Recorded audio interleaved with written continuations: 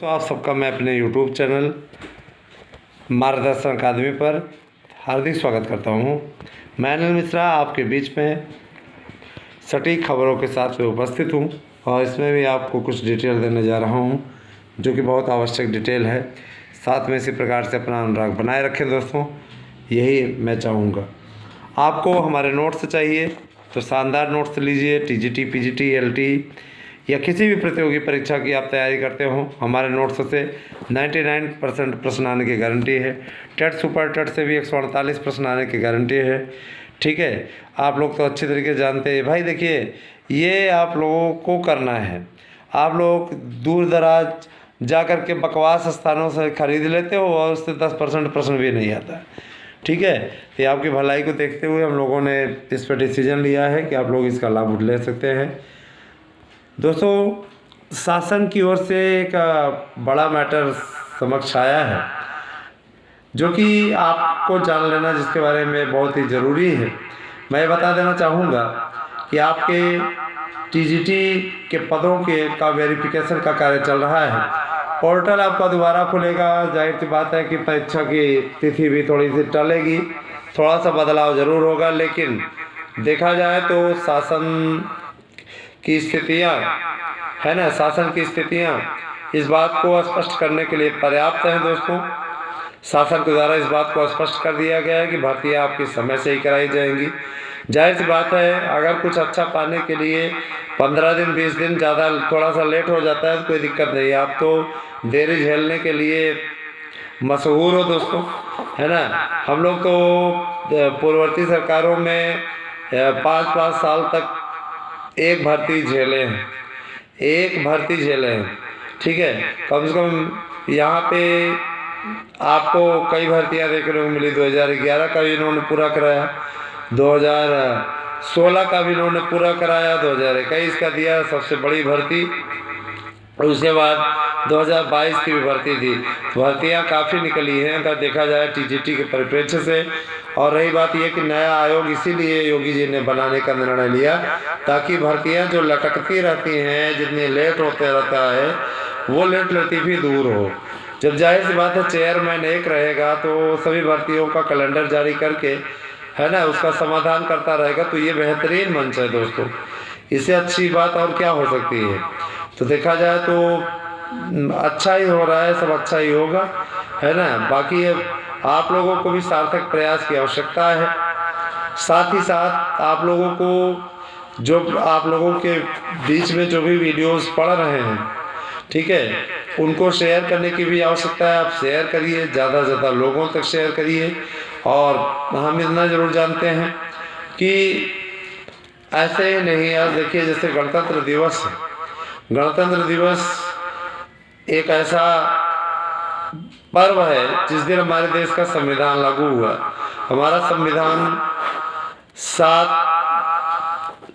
समितियों, है ना, कुल 7-8 समिति जो बनी हुई थी, उनमें से एक प्रारूप समिति भी थी। और प्रारूप समिति में डॉक्टर भीमराव अम्बेडकर, जिन्हें बाबा साहब की भी उपाधि प्राप्त है, उनके नेतृत्व में संविधान लिखा गया, है ना। और मैं ये भी बोल देना चाहता हूँ, इसमें पूरे संविधान के सदस्यों का सराहनीय योगदान रहा। उन सब के परिश्रम से ये संविधान निर्मित हुआ। और इतना मैं और से बोल देना चाहता हूँ कि संविधान जब तक है, यह देश सुरक्षित है।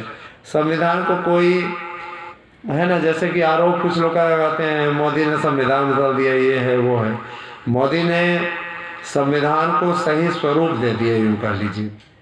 ठीक है, आज देश में मंदी का दौर नहीं है, मंदी नहीं है। मंदी से बचाए हुए विश्व में कोई अर्थव्यवस्था बीजेपी इसके अलावा नहीं रह गई है। ये बीजेपी सरकार की देन है जो मंदी से आज तक बचा हुआ है, हमारी अर्थव्यवस्था बची हुई है। यहाँ मैं पार्टी विशेष के लिए ज़्यादा नहीं बोल रहा हूँ, मैं ये कह रहा हूँ कि जो लोग आलोचना करते हैं उनको ये करारा जवाब है। दोस्तों, एक चीज़ जरूर मैं बोलना चाहूँगा कि हमारे उत्तर प्रदेश में वैकेंसीज़ की कोई कमी नहीं है। आपको आने वाले समय में ढेर सारी वैकेंसियाँ देखने को मिलेंगी।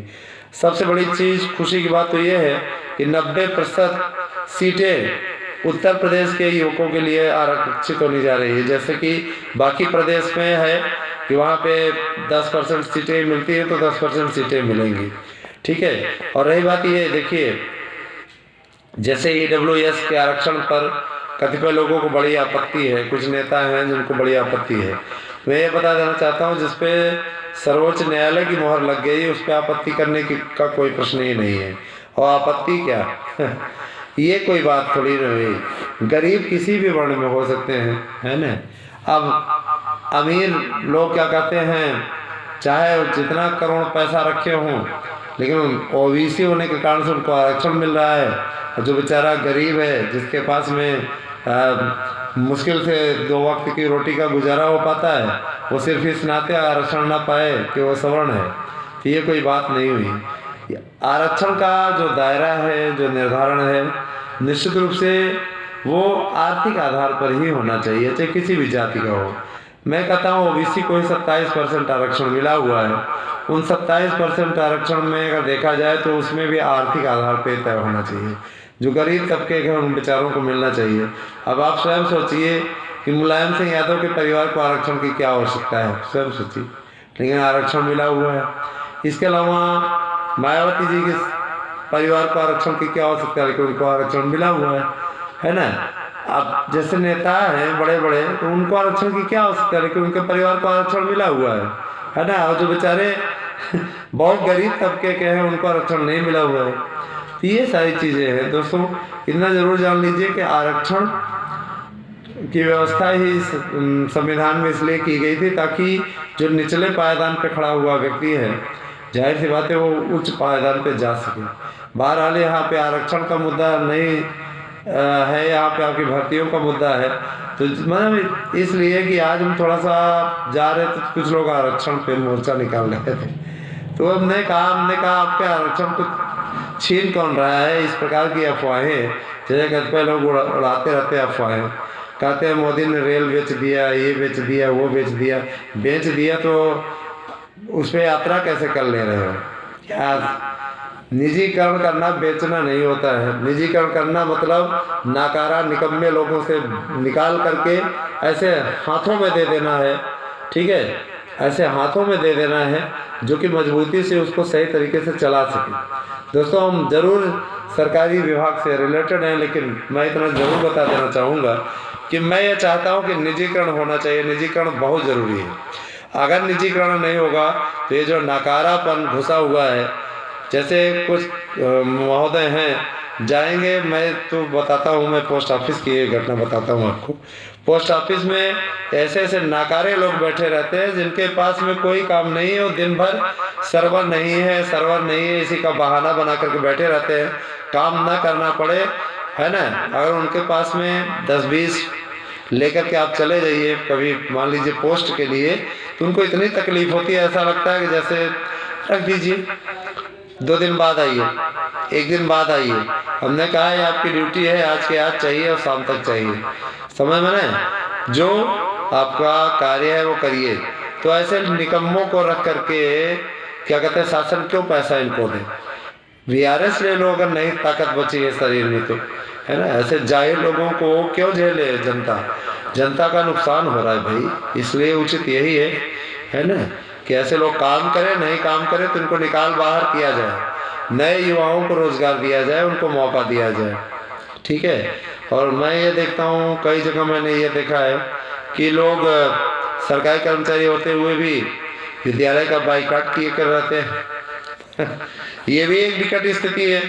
अगर आप सरकारी कर्मचारी हैं तो आप मेहनत करके पढ़ाइए, क्योंकि आपको उसी लिए, चाहे आप सरकारी कर्मचारी में किसी भी मतलब मान लीजिए कोई भी विभाग में हो, शिक्षा विभाग में ही नहीं, जिस भी काम में आपको दिया गया है गवर्नमेंट जॉब, जाहिर सी बात है कि उधर अपने कर्तव्य को आप पूरा करिए, शासन को निजीकरण की आवश्यकता ही नहीं पड़ेगी। अब आप जाके देखिए सरकारी स्कूलों की हालत कितनी पतली थी, फिर भी सरकार में काफ़ी अच्छा बदलाव हुआ, काफ़ी अच्छी स्थिति आई। लेकिन दोस्तों क्या इससे ही, इतने से ही काम चल जाएगा क्या? इतने से ही काम नहीं चल जाएगा, उसके लिए जाहिर सी बात है कि आगे और प्रयास की आवश्यकता है। इसी प्रकार से हमारे YouTube चैनलों पर अब एक्सपर्ट भी आएंगे जो आपसे बात करेंगे, जो आपकी प्रॉब्लम का समाधान करेंगे। हर विषय के अनुसार हम लोग बना रहे हैं टीमें जो आपका मार्गदर्शन करती रहेंगी। बहुत बहुत आभार दोस्तों, आप सभी का दिन शुभ हो। Thank you.